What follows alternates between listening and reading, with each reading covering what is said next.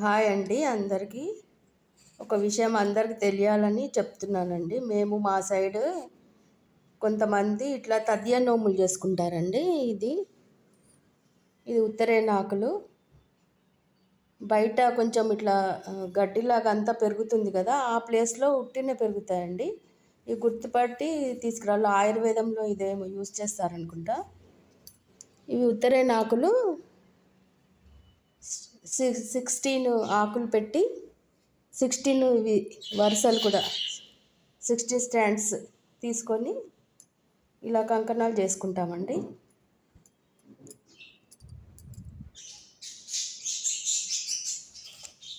ఇదొకటి 2 అన్నమాట. 16 కుడుములు చేసి దానిపైన ఈ కంకణాలు పెట్టి ఒకటి ఏమో ఒక ముత్తైదుకి ఇస్తారు, ఇంకొకటేమో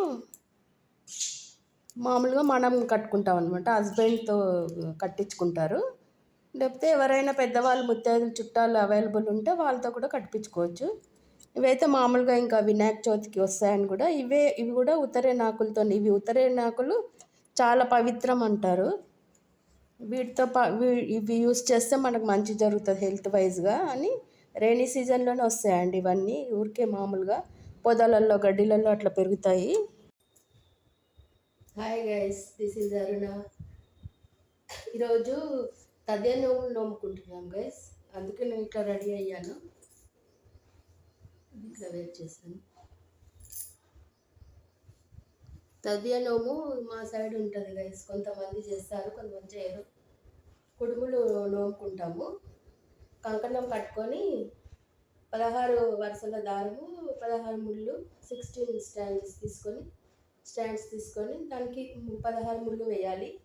వేసి 16 ఉత్తరేనాకులు అది ఫోల్డ్ చేసి దానికి కంకణం లాగా కట్టాలి.